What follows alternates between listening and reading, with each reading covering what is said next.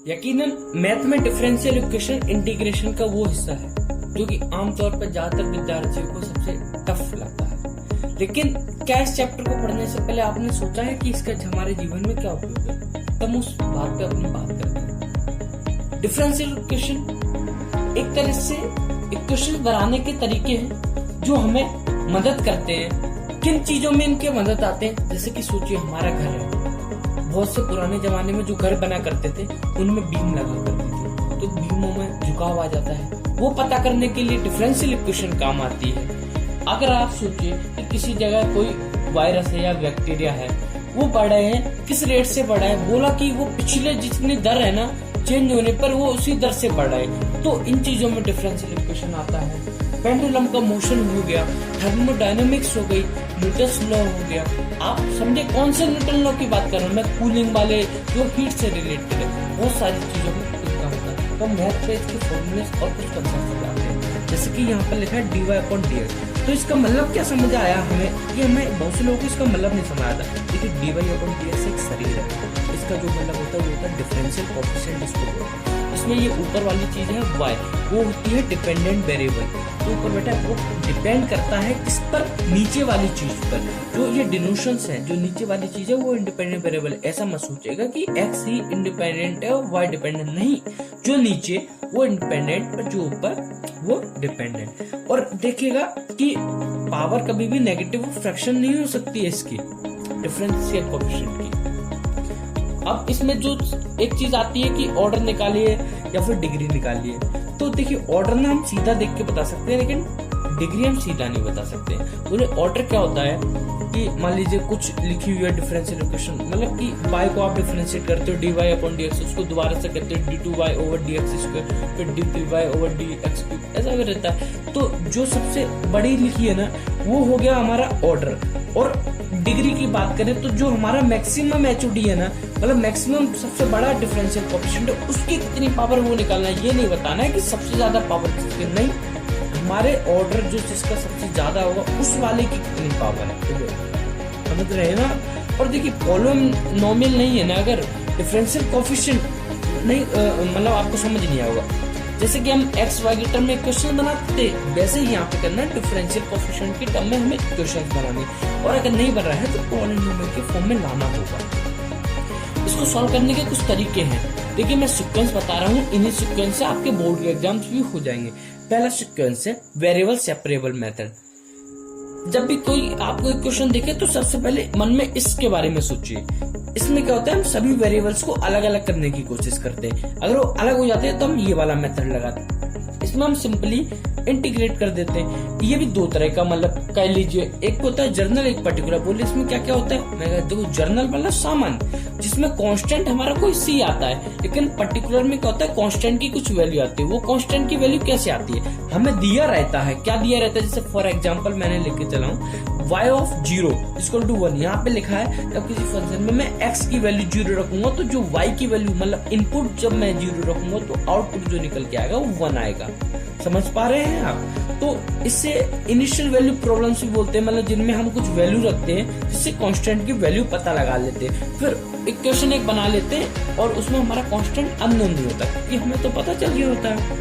और एक चीज मूल मंत्र ही है, इसे ध्यान रख लीजिए। जब भी पावर न्यूमरेटर और डिनोमिनेटर सेम होना तो एड और सब्ट्रैक्ट करके उसको आसान कर सकते हैं। और एक और चीज, जब भी लॉग हम लेते हैं ना तो हम क्या करते हैं कांस्टेंट को c ले लेते हैं, लेकिन ऐसा नहीं करना है। हम कोशिश करें कि हम अपने जो कांस्टेंट है उसको log c मान लें। तो किसी ने पूछा कि ऐसा क्यों करें?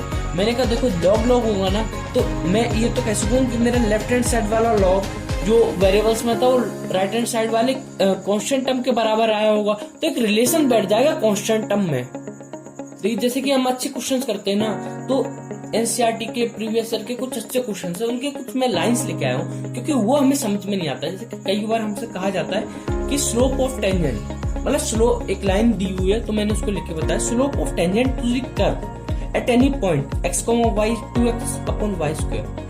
नहीं समझ आता ना, तो मैंने कहा किसी भी कर्व पर मैंने जो टेंजेंट डाला उसका स्लोप एक पॉइंट x, y पर है 2x/y²। देखिए स्लोप क्या होता है, लाइन का स्लोप बहुत सारी चीजें होती है कि भाई m को से रिप्रेजेंट करते हैं tan थीटा से by 2 - y1/x2 - x करते हैं, और एक और तरीका होता है dy/dx। तो इसमें जो हम भाव कर रहे हैं डिफरेंशियल कोएफिशिएंट की बात कर रहे हैं ना, तो इस टर्म में लिखेंगे वो है 2x/y²। एक और चीज जैसे हमने क्वेश्चन पढ़ा होगा उसमें क्या होता है कि एक चीज कहते हैं कि वो 5% इंटरेस्ट से बढ़ी है, या मतलब कि ऐसा क्या होगा कि वो दुगनी हो जाए, तो मैंने 5% को क्या किया 5/100 कर लिया। तो ऐसे तो मैं ये कह सकता हूँ ना। एक और तरीका है कि भाई 1000 इनिशियली थे तो आपका टाइम पीरियड कितना था 0 था, बाद में आप 2000 हो गए, टाइम पीरियड क्या होगा t हो गया।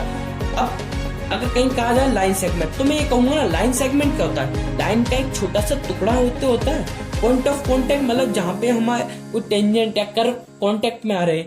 एक क्वेश्चन होता है जैसे कि बैक्टीरिया वाला क्वेश्चन है, ये बहुत इंपॉर्टेंट क्वेश्चन है और लगातार आता है। इसमें कहा जाता है कि if the rate of growth of bacteria is proportional to the number present. समझ नहीं आता है, मतलब कि देखिए बैक्टीरिया तो बढ़ रहे हैं लेकिन नए जो रेट है वो पुराने अब बैक्टीरिया बढ़ते जा रहे हैं, तो हमारी रेट भी बढ़ती जा रही है। तो इसका जो मेन चीज है ना हाईलाइटेड वो ये है dn/dt टाइप के प्रोपोर्शनल है n के। अब प्रोपोर्शनलिटी आप हटाएंगे, कोई क्वेश्चन लाएंगे और सॉल्व कर लेंगे। अब अगला मेथड है डिफरेंशियल इक्वेशन को सॉल्व करने का, वो है reducible two variable separable method. अब इसमें क्या होता है, एक बड़ी सी इक्वेशन दी होती है, तो मैं क्या करूंगा उसको ना किसी भी एक टर्म के v टर्म मान लो, u टर्म मान लो, u के बराबर रख लो। अब जो ये नीचे है ना इस चीज से उसको डिफरेंशिएट कर दो, फिर मेरी इक्वेशन बनेगी, मैं इसको सॉल्व करूंगा। तीसरा मेथड होता है होमोजेनियस फंक्शन। बोले ये क्या फंक्शन होते हैं, मैंने कहा देखिए हमारे पॉलिनोमियल बहुत सारे बनते हैं। हाँ तो मैंने कहा देखिए जिन ऐसा पॉलिनोमियल जिनमें सबकी पावर सेम तो उसे हम होमोजेनियस कहते हैं। अगर कहीं मान ली x² + y² + xy लिखा है तो हम देख रहे हैं x की पावर 2 y की पावर 2, आप कहो xy की पावर तो 1। अरे ओवरऑल देखिए ना, पावर x की 1 और y की भी 1, तो ओवरऑल 2। और देखिए 0 को काउंट नहीं करते। हाँ अगर 1 या 2 लिखा रहता है तो वो कांस्टेंट टर्म हो जाता है, उसकी पावर 0, तो वो चीज होमोजेनियस नहीं होती। होमोजेनियस डिफरेंशियल इक्वेशन को सॉल्व करने का तरीका है, मैंने f(x, y) मतलब x और y की टर्म में हमारी इक्वेशंस होंगी g और x, y। मैंने देखा ये होमोजेनियस है, ये होमोजेनियस। बोले कैसे, पहले तो भाई अब मैं क्या करूंगा ना इसको पुट करने के लिए, चेक करने के लिए मैं क्या करूंगा ना x और y की जगह λx और λy रख दूंगा, और मैं बाद में देखूंगा कि क्या λx और λy रखने पर फंक्शन में मेरा f(x और y) निकल के आ रहा है, तो मैं उसको कह दूं हाँ भाई आप क्या हो होमोजेनियस हो। अब होमोजेनियस में क्या हो भाई, दोनों की सेम डिग्री। हाँ सॉल्व कर ले। इसको सॉल्व करने का क्या तरीका होता है ना, जैसे मैं y को vx के बराबर रख देता हूँ। अब मैंने ऐसे कैसे सोचा vx के बराबर को, जो ऊपर वाली चीज है उसको उसमें चेंज कर देता हूँ, नहीं तो फिर x को vx के टर्म में लिख सकते हैं। अब जो ये नीचे है ना उसी के रिस्पेक्ट में हम डिफरेंशिएट कर देंगे। अब आप सोचिए dy/dx को डिफरेंशिएट कीजिए। अब यहाँ पर कौन सा रूल लगाएं, चोर रूल। नहीं समझ आया, अरे चेन रूल लगाएंगे, उसे मैं चोर रूल भी कहता हूँ, क्योंकि चेन रूल में क्या होता है एक के बाद एक फ्रॉड का डिफरेंशिएशन। जैसे कि मैंने बताया था, अरे वो एक चोर क्या होता करता है, पहले बाहर का मेन गेट तोड़ देगा, फिर अंदर आएगा, फिर तिजोरी खोलेगा, फिर उसके अंदर भी तो लॉकर्स होते हैं, जैसे आपने मूवीज में देखा है। खैर v + x2 dy/dx dy/dx की है, ये वैल्यू पुट करके हम देखते हैं बाद में कई बार v कैंसिल हो जाता है, कोई और चीज को कैंसिल कर देता है। देखिए हम इसमें देख पा रहे हैं d2x/dy² में जो डिपेंडेंट वेरिएबल है वो यहाँ पर x है। क्यों x ऊपर आया, मैंने बताया था ना आपको कि जो चीज ऊपर वही है हमारी है डिपेंडेंट वेरिएबल। और अगर कई बार हमसे पूछा जाता है ये चीज लीनियर है या नहीं है, तो उसकी बात करते हैं कि देखिए अगर ये कंडीशन सेटिस्फाई होंगे तो डिफरेंशियल इक्वेशन क्या होगी, लीनियर नहीं होगी। क्या इसका याद रखने का तरीका, dd क्या dd कैसे, मैंने कहा देखिए डिग्री किसकी डिफरेंशियल कोएफिशिएंट की 1 से ज्यादा ना हो, पावर या फिर एक्सपोनेंट किसकी डिफरेंशियल कोएफिशिएंट की 1 से ज्यादा ना हो। तीसरा डी क्या डिपेंडेंट वेरिएबल की 1 से ज्यादा ना हो। चौथा और जो महत्वपूर्ण प्रोडक्ट किसका डिफरेंशियल कोएफिशिएंट और डिपेंडेंट वेरिएबल का किससे ना हो 1 से ज्यादा ना हो। इसी को याद रखने का तरीका D D D D D. तो हमें देखो सबसे पहली दफा ना dy/dx सीधा निकाल लेना। तो अगर सिक्वेंस कोई पूछे तो हम कहेंगे भाई वेरिएबल सेपरेबल मेथड लगा दो, फिर रिड्यूसिबल वाला मेथड लगा दो, होमोजेनियस लगा दो, और बाद में हम आएंगे अपना लीनियर वाले मेथड पे। कई बार देखते हैं कि हम जब सॉल्व करते हैं तो हम फंस जाते हैं। तो हमारी जो गलती होती है ना वो क्या होता है, हम देखते हैं कि डिनोमिनेटर में बहुत सारी दिक्कत है, बहुत सारे, तो हम क्या करेंगे उस डिफरेंशियल इक्वेशन को पलट लेंगे। मतलब कि अगर डिनोमिनेटर में ज्यादा टर्म्स हैं एज कम्पेयर टू न्यूमरेटर, तो हम डिफरेंशियल इक्वेशन को पलट लेंगे। जैसे कि देखिए डिनोमिनेटर वाली के साथ डिवाइड भी कर सकते हैं, वो आसान हो जाता है। होमोजीनियस में x equal to v y भी पुट कर सकते हैं। तो इसका भाव क्या है पता है कि यहाँ पे सिर्फ x बदलेगा, y की जगह y रहेगा, क्योंकि x को मैं y की टर्म में रख रहा हूँ। तो अब ऐसा तो नहीं है कि भाई इसको रख लो इसको भी बदल दो, ऐसा नहीं है ना। एक आखिरी चीज है इसमें, वो है फॉर्मेशन ऑफ डिफरेंशियल इक्वेशन।